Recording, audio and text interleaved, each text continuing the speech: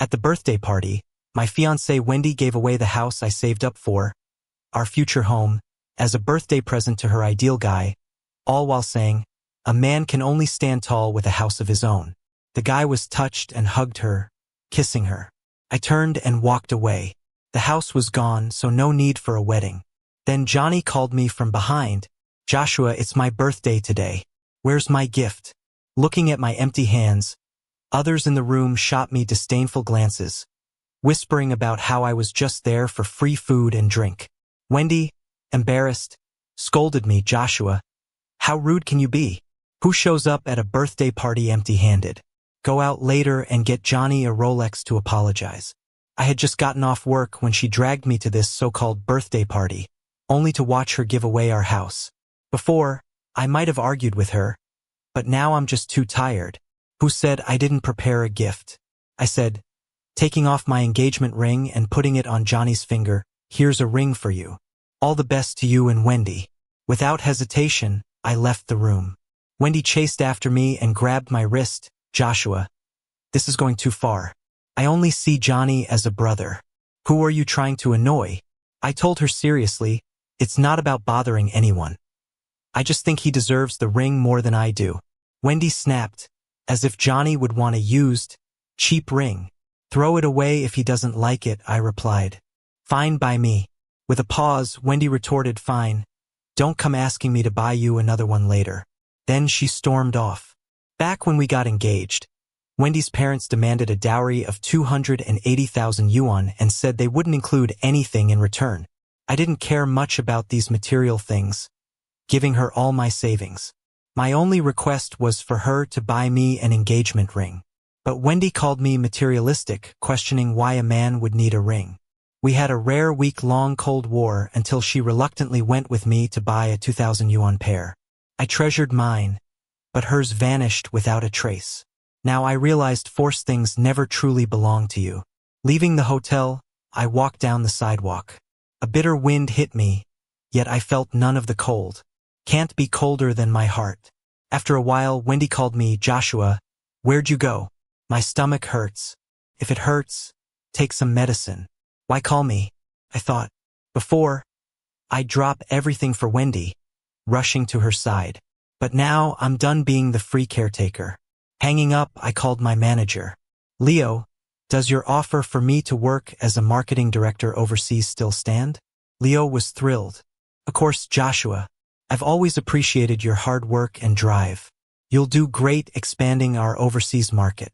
"Thanks, Leo, I won't let you down." I booked a flight overseas for the following week, treated myself to a suit I've been eyeing, and had a nice dinner. My job pays well, but I scrimped and saved for a house. Ironically, right when the dream was in sight, Wendy shattered it. I sat in the mall until it closed, returning home near midnight. Loud music bombarded me as I opened the door. Johnny and his friends were having a lively party in the living room. They smeared cream all over my carefully chosen leather sofa, and trash was everywhere. Every detail was my effort and care, now ruined. Fuming, I turned on the lights. The sudden brightness halted their fun as they looked at me annoyed. I gripped my anger and said, "Get out!" Johnny swaggered over with the deed, taunting. "Joshua, getting forgetful already? Wendy gifted me the house. Did you forget?" His friends chimed in. "Yeah, this is Johnny's place now. We do what we want, whenever we want. Better change the locks, Johnny, so no random folks sneak in." I snatched the deed from Johnny. "Check it. The names on it are Wendy and mine. If you don't leave, I'll report you for trespassing." Johnny was momentarily embarrassed but quickly retorted, "Joshua, stop acting proud. Wendy promised to transfer the house to me tomorrow. This house belongs to Wendy and me. Both need to sign to transfer ownership." "I don't agree." Furious, Johnny called Wendy, who arrived minutes later. Johnny immediately played the victim. "Wendy, you promised this house to me. Joshua's threatening us with trespassing charges." Wendy frowned, dragging me aside. "Joshua, I gave this house to Johnny. You're causing a scene. Come on, let's leave." I shook off her hand. "Wendy, the house was bought with my money. What right do you have to give it away?" Feeling humiliated, Wendy raised her voice. Joshua, are you picking a fight? So, about that 500,000 I lent to your adoptive parents, why didn't you bring it up? Johnny and his crew looked shocked. Oh my God, that's just being a mooch. Who nowadays lets a guy just use a woman's money like that? Wendy must have a saint's patience to put up with this freeloading guy. Whoever marries someone like that is in for bad luck. Their words made my face flush, and a deep sense of self-doubt hit me hard. I grew up in an orphanage and was adopted. When my adoptive parents found out I was dating a wealthy girl, they asked Wendy for a loan of 500,000, which always made me insecure around her. I thought Wendy understood me, but now she's just exposing my embarrassment to everyone.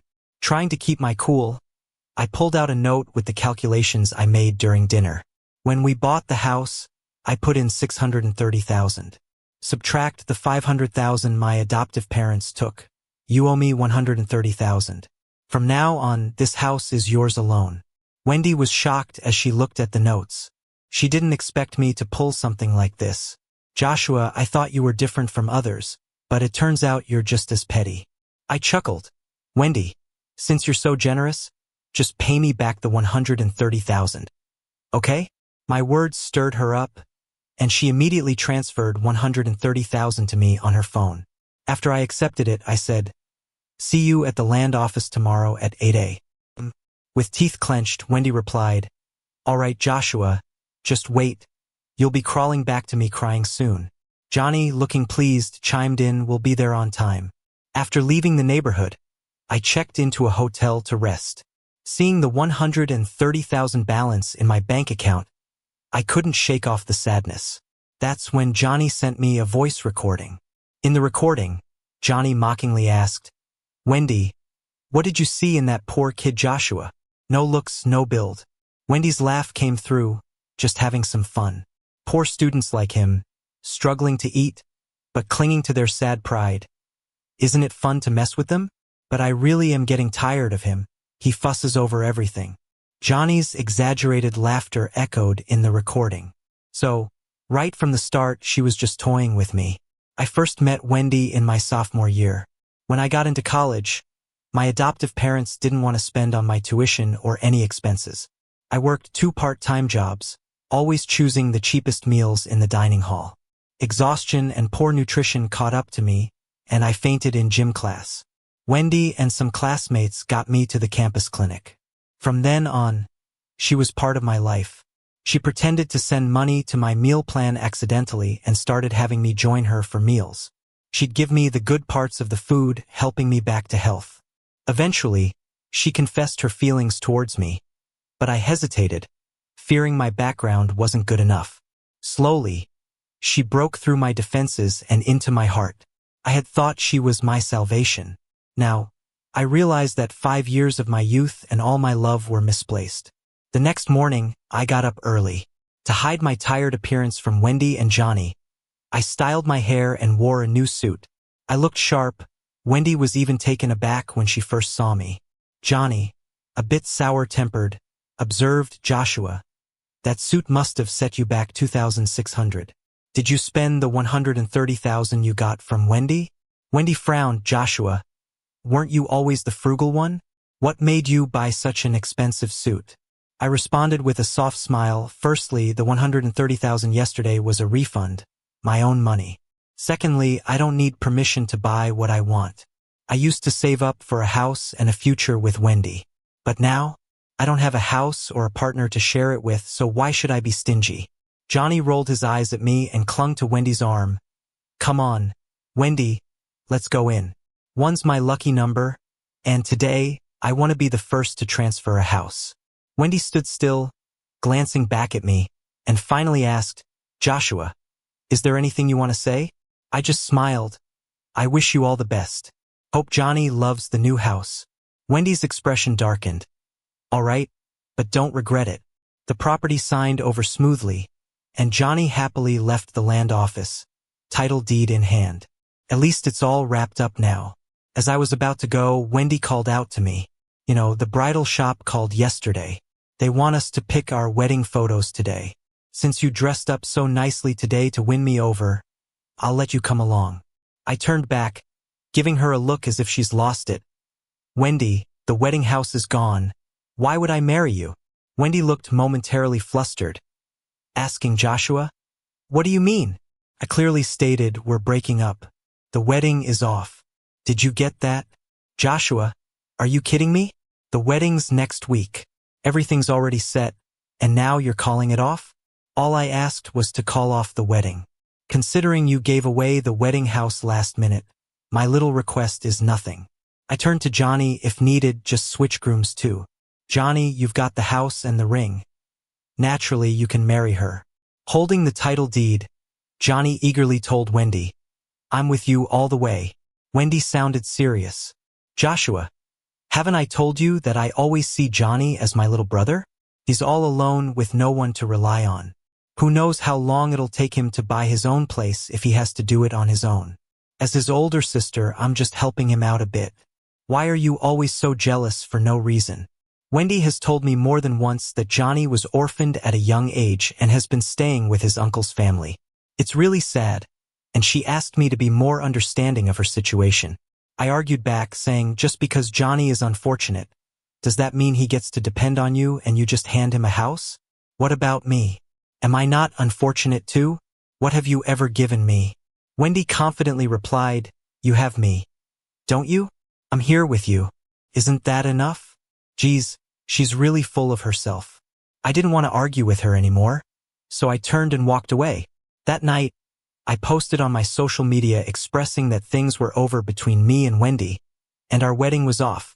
A lot of college friends expressed their regret, saying we were once so in love that we were a couple from campus to wedding vows.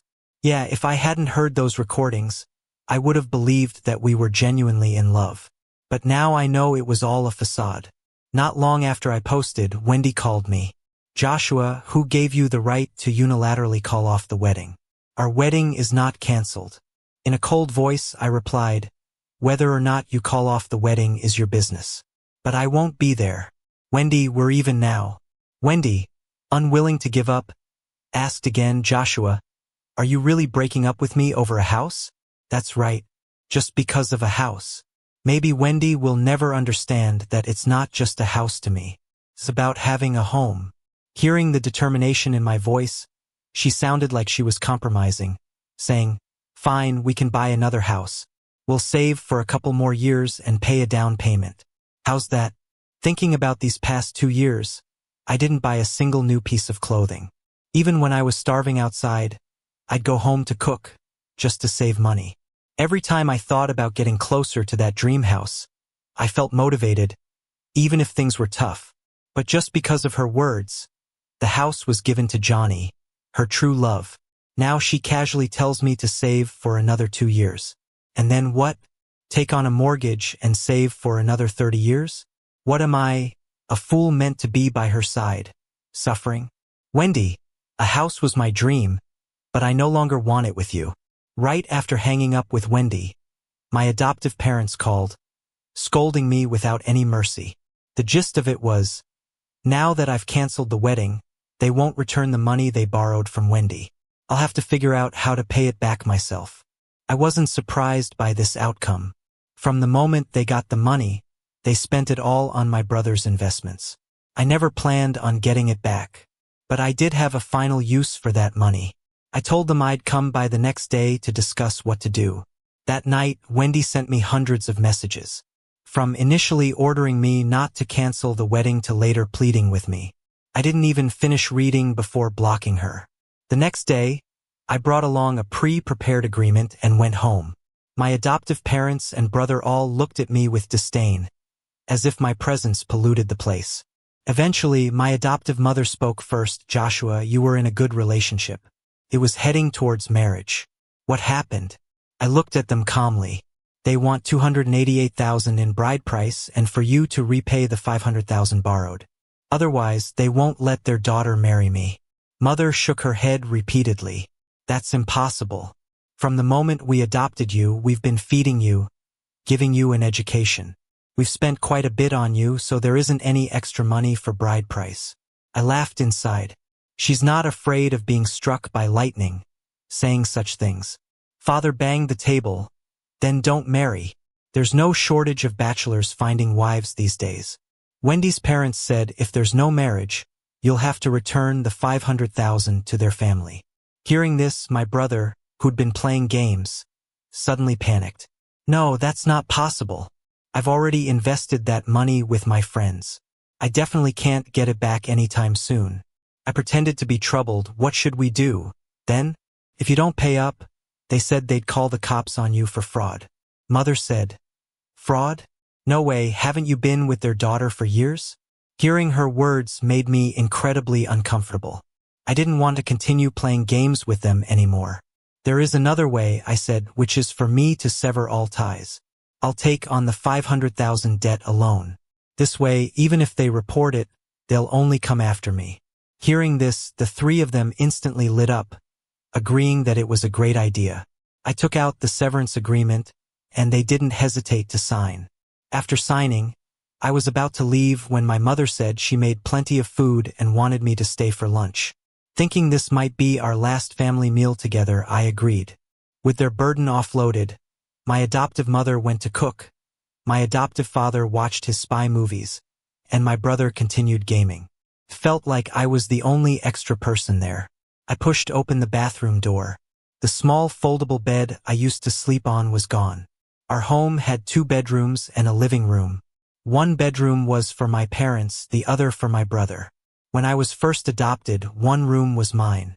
But after my brother was born, my room became a foldable bed that moved from the living room to the bathroom. I slept wherever it was placed. They've never really treated me as family, leaving me feeling like I didn't belong. That's why I wanted to start a family with Wendy. I wanted a real home of my own. Mother did prepare a lot of dishes. It's funny how the whole table was full of dishes my brother loved. Not a single thing I liked. I ate like I was chewing wax, swallowing the food, and then I was out of the neighborhood, feeling like a walking corpse. I never expected to see Wendy rushing over at the gate. She handed me a tissue, looking all concerned. That's when I realized I was crying. No wonder my face felt cold. Every time you come back here, you're upset for ages. Why do you still come back? I took the tissue, wiped my tears, and steadied myself. Because I need to tell them I'm canceling the wedding with you. Wendy froze. Joshua, I said I'd work with you to buy a new house. Why can't you let this go? I walked out, expressionless. Because I'm not in love with you anymore. Is that reason enough? No, I don't believe you. You used to love me so much. This can't just end out of nowhere. Believe whatever you want. Just then, Wendy's phone rang. Johnny's name popped up on the caller ID. After hesitating, she picked up. Johnny, didn't I say to call me less often? Johnny's voice sounded pained. Wendy, I twisted my ankle coming downstairs and fell. Wendy sounded worried. Where did you fall? I'm coming. She got Johnny's address and looked at me apologetically from her car window. Joshua, Johnny twisted his ankle. I'll take him to the hospital and come back for you. I smiled faintly and nodded. Go ahead. Don't keep him waiting. Twisted ankles hurt a lot. With my blessing, Wendy seemed relieved. I'll be back soon. Wait for me. Her car sped off into the traffic like an arrow. I'd seen this scene many times. No matter when or where, Johnny could always summon her with a call. She wouldn't come back. Actually, Wendy was wrong. I didn't just suddenly stop loving her. My love had already faded from waiting and disappointment time after time. Sure enough, not long after, I saw Johnny's post on his feed. Wendy once told me whenever I needed her, she'd be there. She's never broken her word. The picture showed Wendy feeding him porridge. Below that was yesterday's post. She said a man only stands tall with a house, so she gave me one. Feeling happy. And her post about Disney, a trip she wanted for a long time. These posts caused many arguments between us. Now, I liked every one of his posts. Even after getting back to the hotel, my night routine done, Wendy finally remembered me and called. Her voice was tired. Joshua, I'm here to pick you up. Where are you? No need, I'm already back. Wendy sounded a bit annoyed. You left without telling me. Had me running all over. Do you know how tired I am today? I mocked lightly. Wendy, do you think I'm stupid? Look at the time. Why'd you think I'd wait? I used to be dumb. On a rare holiday, Wendy and I planned a hike. Halfway up, Johnny called her away. She told me to wait for her. I climbed to the top, waited from sunup to moonrise. I knew then, deep down, she wouldn't come, but I stubbornly continued to wait. I just wanted to see if she'd remember me. She did, finally, and her first words were scolding, "Joshua, are you an idiot? Didn't come back when I didn't show? You're just standing there for show?" Wendy remembered too. Her voice softened. "Sorry, Joshua. I promise I won't leave you again. Your apology means nothing." For days, Wendy called me or waited downstairs at work, but most times she'd leave when Johnny called, then call me to apologize. This cycle repeated until the day before our wedding. Wendy looked at me seriously. "Joshua, Johnny is being discharged today. You know he has no family. Only I can do this for him. But I promise this is the last time.